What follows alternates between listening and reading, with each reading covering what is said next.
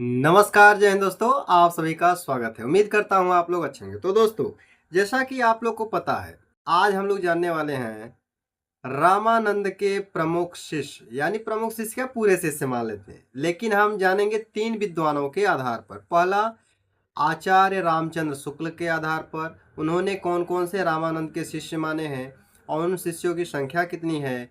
और आप सबको पता है लगभग 12 शिष्य माने जाते हैं, ठीक है।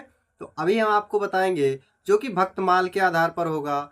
और दूसरे विद्वान है आचार्य हजारी प्रसाद द्विवेदी, उनके आधार पर हम लोग जानेंगे। और तीसरे विद्वान है राम कुमार वर्मा, ठीक है।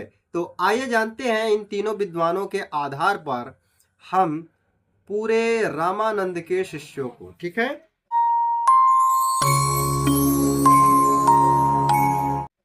तो जैसा कि आप सबको पहले पता है, भक्तमाल किसकी रचना, आपको कमेंट में बताना है। अगर आप लोग नहीं बताते हैं तो यहाँ पर आप लोग की कमजोरी मानी जाएगी। तो चलिए अब जानते हैं आचार्य रामचंद्र शुक्ल के आधार पर कौन कौन से रामानंद के शिष्य थे। तो सबसे पहले उन्होंने नाम दिया है अनंतानंद का। किसका नाम है? अनंतानंद। दूसरे शिष्य हैं सुखानंद। क्या नाम है उनका? सुखानंद। अगले उनके शिष्य हैं सुरसुरानंद। क्या नाम है उनका? सुरसुरानंद। और वहीं अगले शिष्य हैं नरहर्यानंद, ठीक है, नरहर्यानंद। भावानंद, अगले शिष्य उनके कौन? भावानंद। और वहीं अगले शिष्य आचार्य रामचंद्र शुक्ल के आधार पर हैं पीपा। कौन है? पीपा। और अगले शिष्य हैं कबीर। फिर आते हैं आपका सेन।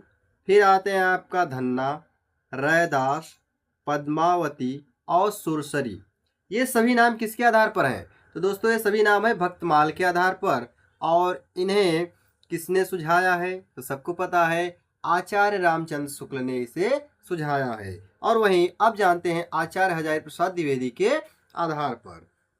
तो आचार्य हजारी प्रसाद द्विवेदी का मानना है आशानंद, सुखानंद, सुरसुरानंद, परमानंद, भवानंद, पीपा, कबीर, सेना, धन्ना, रैदास, महानंद और श्री आनंद, ये कौन माने हैं? आचार्य हजारी प्रसाद द्विवेदी जी। और अब जान लेते हैं डॉक्टर राम कुमार वर्मा के आधार पर, ठीक है।